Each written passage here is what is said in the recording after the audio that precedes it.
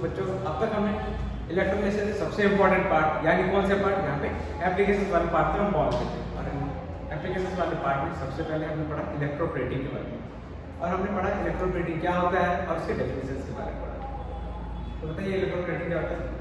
Electroplating एक वो process है जिसके तहत हम दूसरे मेटल सरफेस के ऊपर एक अनदर मेटल सरफेस का कोटिंग करवाते हैं, एक थिन लेयर करवाते हैं। और इसको मेन यूज करते हैं दो पर्पस के लिए। पहला कि वो सब्सटेंस या मेटल हमें ज़्यादा अच्छा लगे और डायनामिक होता है, और दूसरा कि इसको कोरोजन से अवॉइड करने के लिए। तो बताइए कोरोजन क्या होता है? कोरोजन वो फिनोमेना होता है या वो प्रोसेस होता है जिसके कारण किसी मेटल सरफेस अगर एटमॉस्फेयर के कांटेक्ट में आ रहा है वो खराब हो जाता है। फॉर एग्जांपल आयरन अगर मैंने रखा एयर में बहुत दिन का, क्या होगा? आयरन मेटल सरफेस हम देखते हैं उसके ऊपर थिन पापड़ी बनी है, थिन रस्टी लेयर आ जाती है। इसी प्रोसेस को कोरोजन कहते हैं। कोरोजन होगा ओवरऑल फिनोमेना, जितने भी मेटल्स के लिए ओवरऑल फिनोमेना। रस्टिंग में क्या डिफरेंस है? रस्टिंग हम कब कहेंगे? जब ये होगा सिर्फ और सिर्फ आयरन। हमने घर पे देखा है कि कॉपर वाले जितने भी बर्तन अगर हम वैसे एटमॉस्फेयर पे रखते हैं बहुत दिन तक, क्या होता है वहाँ पे ग्रीन लेयर आ जाता है कॉपर, क्यों? क्योंकि वो उसके ऊपर कोरोजन होता है, वो भी एक मेटल सरफेस का जो अपर लेयर है वो खराब होने लगता है। इसी फिनोमेना को अवॉइड करने के लिए क्या करते हैं, बहुत बार दूसरे मेटल्स के ऊपर एक अनदर मेटल्स का एक छोटा सा लेयर है, पतला सा लेयर देते हैं, ताकि अंदर वाला जो मेटल है सरफेस वो एक्सपोज ना हो एटमॉस्फेयर के पास और वो खराब हो। तो हमें पहला जो पढ़ना है इसमें इलेक्ट्रोप्लेटिंग ऑफ सिल्वर।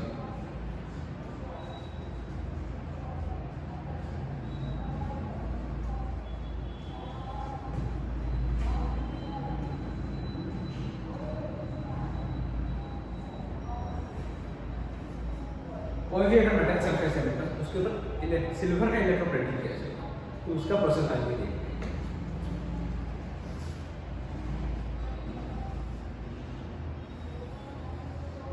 ऐसा अगर कुछ हमारा इलेक्ट्रोलाइटिस है यानी वो सेल है, वो कंटेनर जिसमें हम क्या करते हैं इलेक्ट्रिसिटी का यूज करके एक केमिकल प्रोसेस करते हैं। दो इलेक्ट्रोड्स लेके क्या लिया, एक एनोड और दूसरा कैथोड।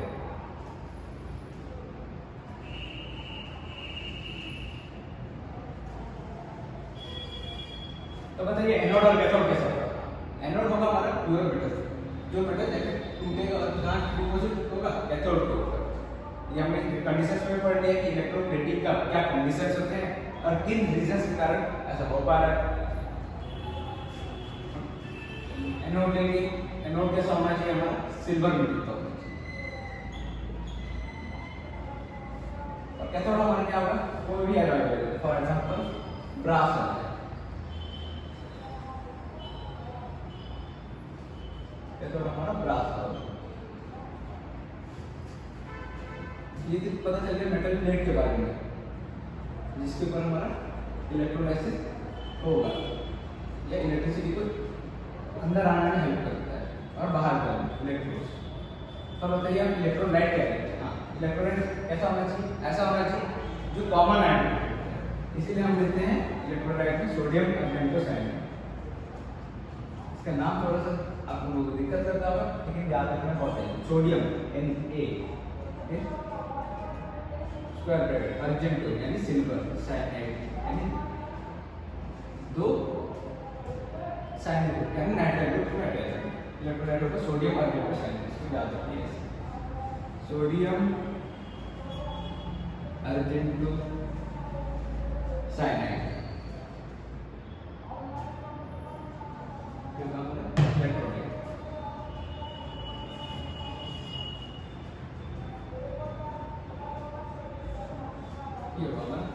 ये हुआ हमारा ओवरऑल इलेक्ट्रोलाइटिक्स है, जिसमें हमारा इलेक्ट्रोप्लेटिंग होगा। अब ये होगा कैसे, अब हमने यही इलेक्ट्रोलाइट क्यों है और दूसरे इलेक्ट्रोलाइट क्यों नहीं है, वो सब आगे देखते हैं। पहले देखते हैं इलेक्ट्रोलाइट का प्रिपरेशन, कैसे हमने इलेक्ट्रोलाइट बनाना शुरू किया।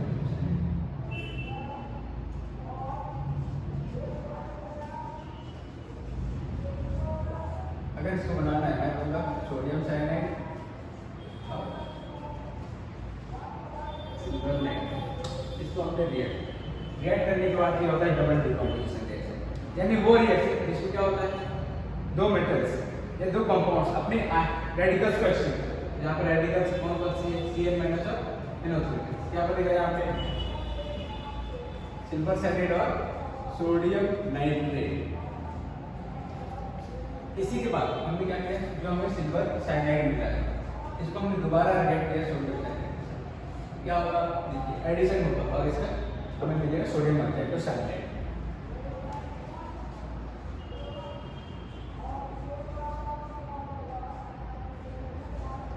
ये हमारा होगा फाइनल कंपाउंड जो हमें मिलेगा सोडियम साइनाइड। अब अगर मैं इलेक्ट्रोलाइट बना रहा हूँ तो इसका एक सॉल्यूशन बनाऊंगा।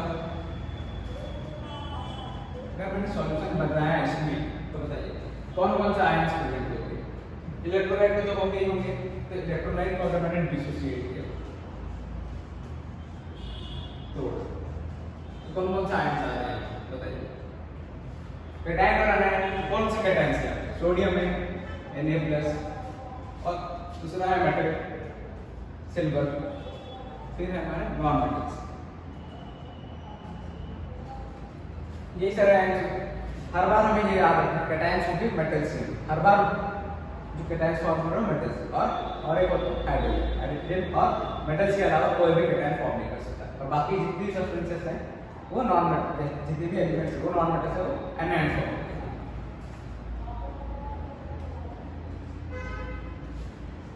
मैंने ये एक्वस सॉल्यूशन बनाया तो वाटर में डिसोसिएट होगा, क्या बनेगा H+ एंड OH-। जैसे आयंस फॉर्म होने से हो चुका आयंस का, फिर क्या करेंगे इलेक्ट्रिसिटी पास होने से ये रिस्पेक्टिव इलेक्ट्रॉन की तरफ मूव करेंगे। देखते हैं कैथोड और एनोड की तरफ कौन सी आयंस मूव करती है।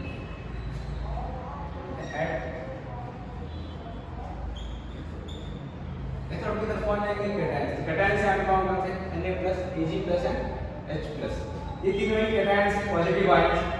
अब बताइए ये तीनों में से ऐसा कौन सा आयन है जो पहले सबसे पहले डिस्चार्ज होगा। इसके लिए हमने इलेक्ट्रोकेमिकल सीरीज पढ़ा और उसमें हमने प्रेफरेंशियल डिस्चार्ज भी पढ़ा। तो प्रेफरेंशियल डिस्चार्ज में हमने ये देखा जो कैटायन जितनी नीचे इलेक्ट्रोकेमिकल सीरीज वो उतनी जल्दी क्या होगी डिस्चार्ज होगी। तो सबसे नीचे कौन है Na+ H+ है, सिल्वर Ag+ में Ag+, तो पहले डिस्चार्ज कौन होगा Ag+। क्या होगा कैथोड में Ag+ इलेक्ट्रॉन गेन करके सिल्वर बनाएगा। यानी अब जैसे रिएक्शन स्टार्ट हो चुकी है कैथोड जो हमारा ब्रास है उसके ऊपर सिल्वर डिपोजिट होना स्टार्ट हो गया। अब देखते हैं एनोड की क्या होगा। एनोड की क्या रिएक्शन होगा। एनोड की तरफ देखिए बताइए यहाँ पे आयन जोड़ेंगे, कौन से आयन्स एनायन Cn- OH-, ये दोनों जो आयन्स हैं ठीक है, ये दोनों डिस्चार्ज होंगे क्या नहीं। यहाँ पे क्या होगा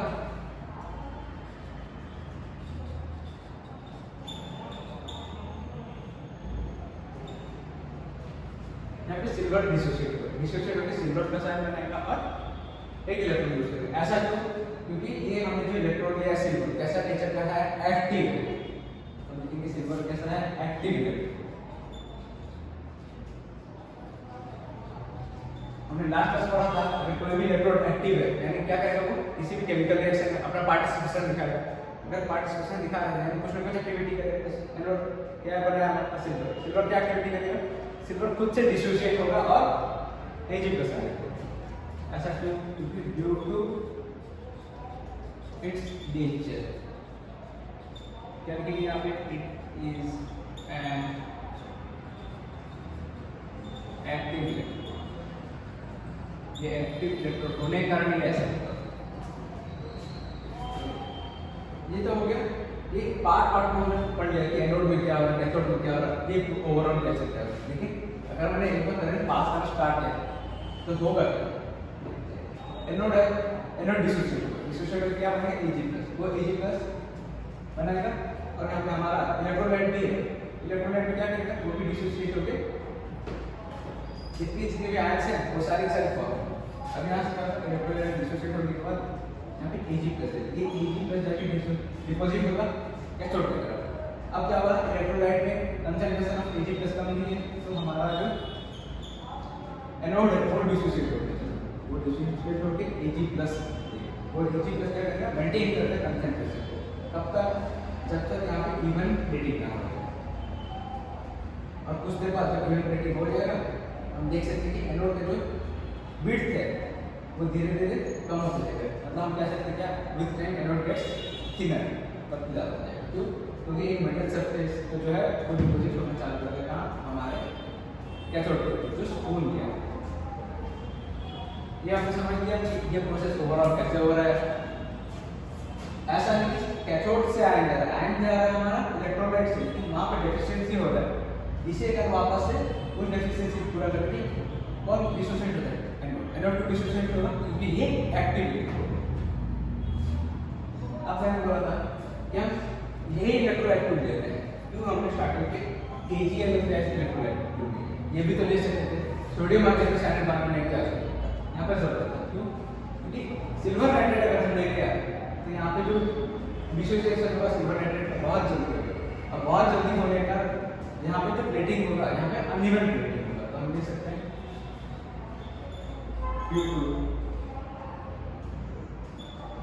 uneven plating KgL is not taken as necessary।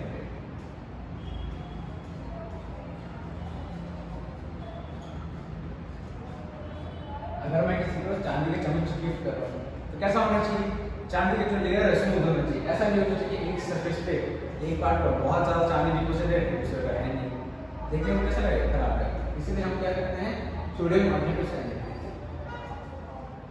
क्या ऐसे कैसे हो जाएगा? हाँ, लेकिन इसके साथ कुछ और कंडीशंस है। क्या कि हमें जो करंट पास होना होगा वो कैसा होगा, AC या DC बताइए आपको। ग्लास का सब वगैरह पढ़ लिया था। हाँ, ये करंट होगा DC, और उसके साथ यहाँ पे जो वोल्टेज होगा वो बहुत कम होगा। हम बहुत कम वोल्टेज देंगे, ज्यादा वोल्टेज से देंगे, क्योंकि ज्यादा वोल्टेज दिया अगर ज्यादा करंट पास होगा और दूसरे से पास होगा। हमें नहीं चाहिए, हमें क्या चाहिए, इवन प्लेटिंग। इवन प्लेटिंग के लिए हम क्या करेंगे, कम वोल्टेज विद लॉन्गर ज्यादा। आई होप मैंने ये आप लोगों ने समझ लिया है कि सिल्वर प्लेटिंग कैसे होता है, और ये होता है इसका प्रोसेस। आप इस चीज़ों को नोट डाउन कर लीजिए, फिर आगे बढ़ते हैं। और एक दो चीज़, और एक एग्जांपल है हमारे सिलेबस में होगा निकल सल्फेट का कैसे इलेक्ट्रोलाइसिस।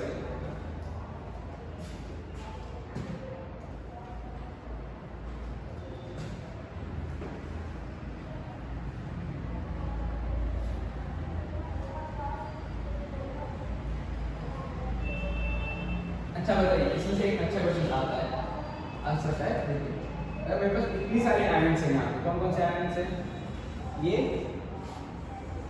और ये जो बॉक्सेस में जितनी भी आयन्स हैं, ये आयन्स हैं मेरे पास। अब इनमें से स्पेक्ट्रेटर आयन्स कौन से हैं? हमने लास्ट में स्पेक्ट्रेटर आयन्स के बारे में पढ़ा था। बताइए स्पेक्ट्रेटर आयन्स कौन सी हैं इसमें? यानी स्पेक्ट्रेटर आयन्स यानी वो आयन जो केमिकल रिएक्शन में पार्टिसिपेट नहीं करेंगे। यहाँ कौन कौन से आयन्स पार्टिसिपेट नहीं कर रही है? Na plus, cyanide, H plus and OH minus, ये सारे हमारे आयन्स हैं जो बिहेव कर रही है स्पेक्ट्रेटर। अगर मैंने बोला कौन कौन से कैटायन हैं जो स्पेक्ट्रेटर आयन काम करें, कौन से हैं? H plus and Na plus।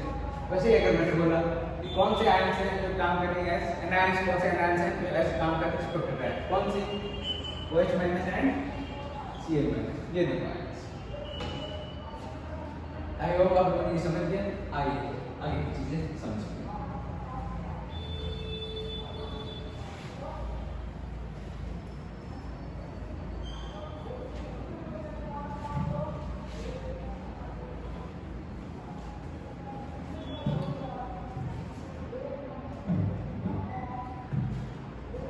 हमने सिल्वर का इलेक्ट्रोप्लेटिंग पढ़ लिया, आइए पढ़ते हैं निकल का इलेक्ट्रोप्लेटिंग।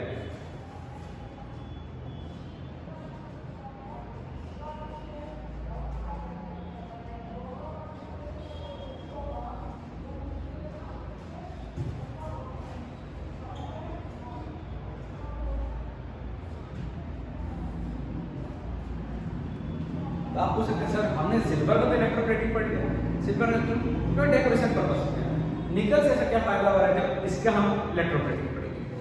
देखिए हमने ये देखा कि कोरोजन होता है, कोरोजन के कारण क्या होता है, जो मेटल का अपर सरफेस होता है क्या होता है, डिग्रेड होने लगता है, खराब होने लगता है। अगर किसी भी मेटल सरफेस खराब हो रहा है अपर लेयर, उसको प्रोटेक्ट करना है तो दो तीन चीजें हम करते हैं, क्या पेंटिंग कर सकते हैं, क्रीसिंग।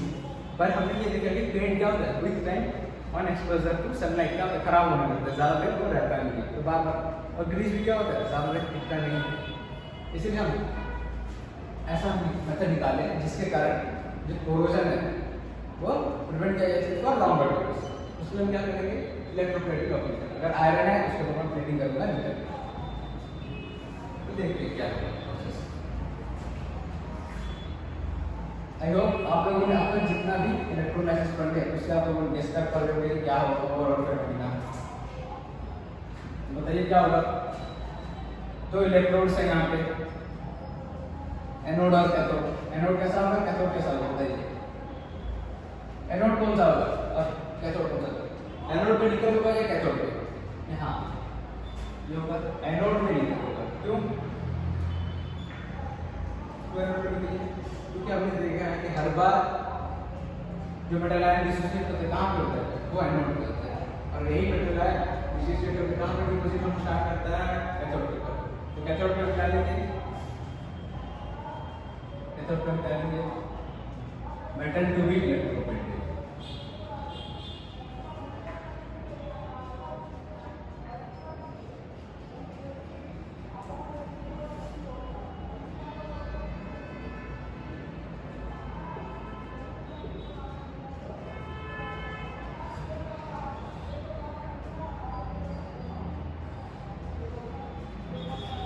हमारा बैटरी से कनेक्टेड है। अब बताइए एनोड और कैथोड से काम हो जाएगा क्या, सिर्फ नहीं, यहाँ पे हमें क्या चाहिए, इलेक्ट्रोलाइट। इलेक्ट्रोलाइट कैसा, जिसमें कॉमन आयंस होते हैं। कॉमन आयंस किसके रिस्पेक्ट में, विद रिस्पेक्ट टू मेटल्स है। कौन सा लेंगे हम, लेंगे इलेक्ट्रोलाइट। यहाँ पे लेंगे हम इलेक्ट्रोलाइट में क्या लेंगे, निकल सल्फेट। निकल सल्फेट सॉल्यूशन। तो बताइए अब प्रोसेस वही होगा। हम पहले क्या करेंगे, पहले करके इलेक्ट्रोलाइट को डिसोसिएट, जैसे डिसोसिएट होगा उसके अकॉर्डिंग हम क्या करके आयंस को उसके रिस्पेक्टिव इलेक्ट्रोड की तरफ भेजेंगे। भेजने का मतलब देखेंगे कि कौन सा है कहाँ पे डिस्चार्ज होगा, वो वाला। अगर आयंस वैसे की वैसे रह जाते हैं, जो डिस्चार्ज नहीं हो रहा है क्योंकि वो इलेक्ट्रोड हम ऐसा लिया, कैसा होगा, वो एक्टिव इलेक्ट्रोड। तो देखते हैं ओवरऑल प्रोसेस क्या होगा। मिलते इलेक्ट्रोलाइट, इलेक्ट्रोलाइट इलेक्ट्रोलाइट डिसोसिएशन। अगर मैंने निकल सल्फेट लिया क्या होगा, डिसोसिएट होगा to give Na+2 and sulphate SO4 2 sulphate ion निकल आयन बनता है। और इसके साथ मैंने इलेक्ट्रोलाइट लिया एक्वस सॉल्यूशन, जहां में वाटर भी प्रेजेंट होगा। वाटर में डिसोसिएट हो जाएगा H+ है OH-। यही होगा। अब सोचने वाला है क्या, नहीं। अब देखते हैं रिस्पेक्टिव इलेक्ट्रोड्स में क्या होगा। एट एथोड क्या रिएक्शन होगा, एंड एट एथोड।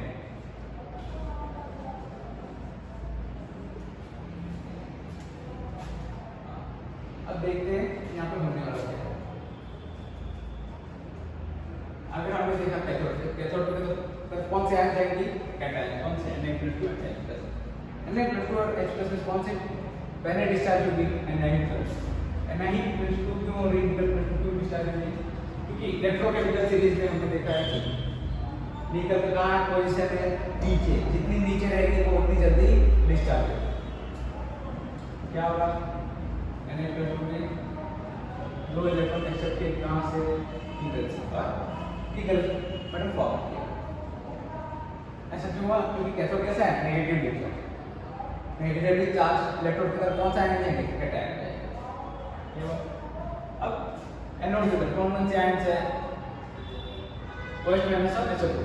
तो ये आयन है, लेकिन दो एलिमेंट में कौन से ऐसे आयन है जो डिस्चार्ज होंगे, कोई नहीं। क्यों, क्योंकि हमने क्या लिया है, निकल क्या लिया है, कैसा इलेक्ट्रोड है, एक्टिव इलेक्ट्रोड है। क्या करेगा, ये भी रिएक्शन में अपना पार्टिसिपेशन शो क्या करेगा, यहाँ पे निकल डिसोसिएट होगा, ये Na+2 आयन और दो इलेक्ट्रॉन ये रिलीज कर दो। एनोड पे ये Na+2 बना। एनोड पे क्या होता है प्रोसेस को क्या कहते हैं, ऑक्सीडेशन। ऑक्सीडेशन यानी लॉस ऑफ इलेक्ट्रॉन। निकल Na+2 मिल जा रहा है तो कह सकते हैं ऑक्सीडेशन आया ना। अब कैथोड पे क्या होता है, रिडक्शन। रिडक्शन का मतलब क्या होता है, गेन ऑफ इलेक्ट्रॉन। हो रहा है रिडक्शन, गेन कर रहा है इलेक्ट्रॉन। आई होप आप लोगों ने ये समझ लिया। ऐसा क्यों क्यों है? Due to nature of electron.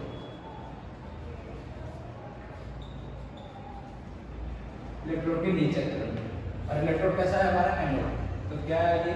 Active chemical is an active electrode.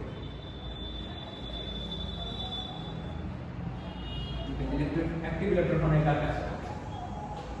अब इसमें से मैं दोबारा से ये पूछ सकता हूँ, बताइए कि कौन सी कैटायन है काम कर रही है? स्पेक्टेटर है।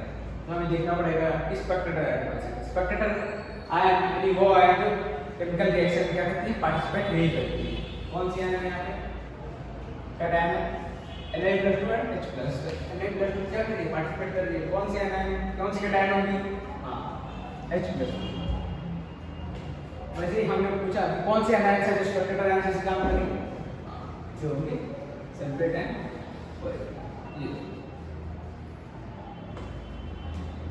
ये होता है निकल का ओवरऑल प्रोसेस। क्या होता है? इलेक्ट्रोलाइट डिसोसिएट होना स्टार्ट करेगा। इलेक्ट्रोलाइट डिसोसिएट होकर क्या करेगा? मूव करेगा कैथोड की तरफ मूव किया तो क्या होगा? यहाँ पे कंसंट्रेशन ऑफ निकल क्या होगा? कम जाएगा। इसीलिए उस कंसंट्रेशन से दोबारा से मेंटेन करके क्या होगा? एनोड क्या करेगा? डिसोसिएट होगा और एनालाइट फॉर्म करेगा। और इलेक्ट्रोलाइट जो मूव करेंगे हमारे कैथोड की तरफ। और विद टाइम ये हम देख सकते हैं कि जो थिकनेस है कैथोड क्या होगा? बढ़ते जाएगा और हमारा एनोड का जो थिकनेस क्या होगा? कम हो जाएगा। तो हम क्या करेंगे? Anode gets thicker with time. समझ गए आप लोग? तो आप ये बहुत अच्छे तरीके से समझ लिया। इन चीज़ों को आप नोट डाउन कर लीजिए। इसके बाद दूसरा एप्लीकेशन क्या है?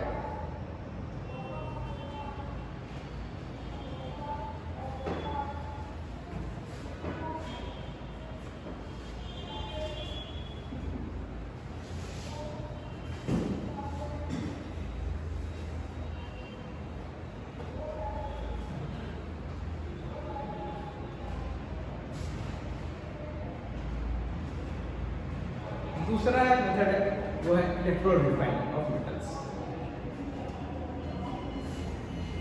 इलेक्ट्रो रिफाइनिंग ऑफ मेटल्स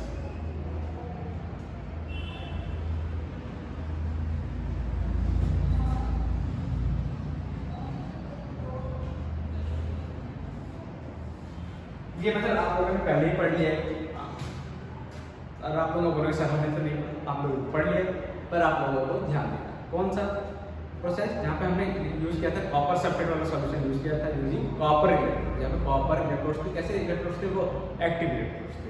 अब इलेक्ट्रो रिफाइनिंग क्या होता है? इलेक्ट्रोलाइटिक रिफाइनिंग वो प्रोसेस है जिसके द्वारा हम क्या करते हैं? इम्प्योर मेटल्स को कन्वर्ट करते हैं प्योर मेटल्स में। अब कैसे करते हैं ये आप लोगों ने देख लिया, फिर भी इस चीज़ों को और एक बार समझते हैं अच्छे से ताकि आपके मन में क्लैरिटी रहे।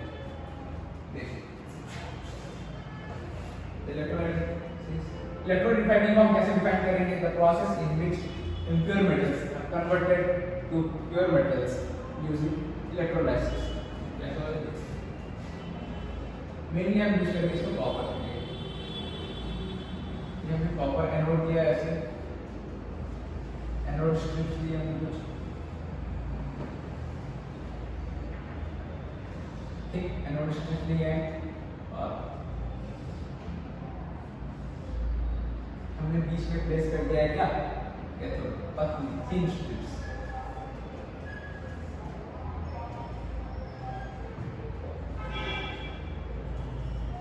इलेक्ट्रोलाइट क्या लिया हुआ हमने? बताइए, आपको मैंने पहले पढ़ लिया है। इलेक्ट्रोलाइट में हमने कॉपर सल्फेट, इलेक्ट्रोलाइट में लिया है कॉपर सल्फेट सॉल्यूशन।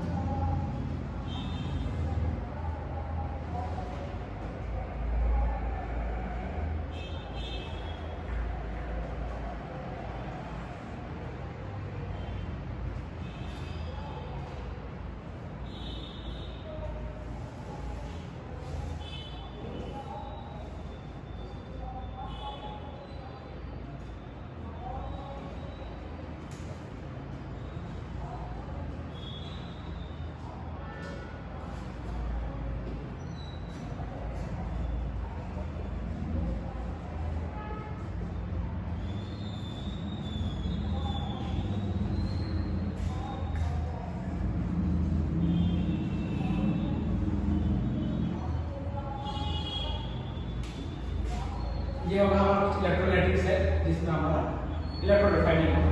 क्या क्या है, एक पतली सी स्ट्रिप्स लिए जिसकी प्योर कॉपर की, और उसको हमने बनाया क्या कैथोड। और इम्प्योर कॉपर जो उसके लिए क्या है, मोटी थिक, इसका क्या होगा आप लोगों को प्रोसेस पहले से ही पता है। जो इलेक्ट्रोलाइट है वो डिसोसिएट होगा और कहाँ डिसोसिएट होगा, कैथोड की तरफ। कैथोड की तरफ अगर वो डिसोसिएट हो रहा है धीरे धीरे टाइम क्या होगा, यहाँ पे कॉपर आयन की कंसंट्रेशन कम हुई। इसी कॉपर आयन की कंसंट्रेशन को भरने के लिए क्या हमारा जो एनोड है वो डिसोसिएट होगा। तो डिसोसिएट होकर कॉपर प्लस 2 आयन जनरेट करेगा और वो धीरे धीरे क्या होगा, कॉपर प्लस 2 आयन का कंसंट्रेशन बढ़ा, यहाँ पे कैथोड के ऊपर। और जो हमारा थिन स्ट्रिप है अगर उसके ऊपर और मेटल सरफेस करता है तो कैसा बनेगा, विद आयन ये थिक बनेगा। और हमारा impure cathode sorry impure anode क्या होगा, विद टाइम ये पतली स्ट्रिप में बदल जाता है। आप लोगों ने पहले से पढ़ा है, कैथोड क्या होगा बताइए, कॉपर सल्फेट होगा, बने क्या है copper plus 2 and sulphate ion. ये बना क्योंकि ये हमें एक्वस में यहाँ पे H2O भी प्रेजेंट होगा और ये भी डिसोसिएट होकर H+OH माइनस में बनेगा। एनोड और कैथोड क्या दिया है, एनोड और कैथोड क्या है, एनोड की क्या होगा ऑक्सीडेशन, कॉपर की एक रिस्पेक्टिव इलेक्ट्रोड है, कॉपर प्लस 2 के फॉर्म में आएगा और 2 इलेक्ट्रॉन मिस करेगा। इसी प्रोसेस को हम कहते हैं ऑक्सीडेशन। पहले पढ़ते हैं कैथोड में क्या होगा, कॉपर प्लस 2 आयन प्रेजेंट है, 2 इलेक्ट्रॉन मिस करेगा और कॉपर के ऊपर डिपॉजिट होगा, इसको हम कहते हैं रिडक्शन। अब जो बात है यहाँ पे ये इम्प्योर कैसा था, एनोड हमारा था इम्प्योर था, इम्प्योर कॉपर था, ये डिसोसिएट होगा तो यहाँ पे इम्प्योरिटीज भी प्रेजेंट है। वो इम्प्योरिटीज क्या होंगी, वो इम्प्योरिटीज धीरे धीरे यहाँ पे बॉटम पे ऐसे सेटल हो जाएंगे। सेटल होने के बाद ये ऐसे प्रेसिपिटेट फॉर्म कर रही है, इसको हम कुछ कहते हैं, हाँ इसी को हम कहते हैं एनोड मोड। क्यों, क्योंकि ये मल्टी सरफेस कहाँ से मिली है हमको, एनोड से, समझे। ये था टोटल प्रोसेस था हमारा इलेक्ट्रोलाइसिस प्रोसेस था, इसमें हमने क्या किया, इम्प्योर कॉपर को बदला कहाँ प्योर। आई होप आप लोगों ने इलेक्ट्रोलाइसिस चैप्टर बहुत अच्छे से समझ लिया होगा और पूरी जो चीज़ें थी आपके चैप्टर में जितनी सिलेबस में थी, अपडेटेड सिलेबस में, ये पूरी कवर अप हो गई है। आपको अभी नेक्स्ट क्लास में हम कराएंगे कुछ अच्छे क्वेश्चंस, ताकि आपको पता चले कॉन्सेप्ट्स किस लेवल के क्वेश्चंस आने वाले हैं और आपको एक फाउंडेशन भी हो जाए। तब तक के लिए चैनल को सब्सक्राइब करें और अच्छे से पढ़ें।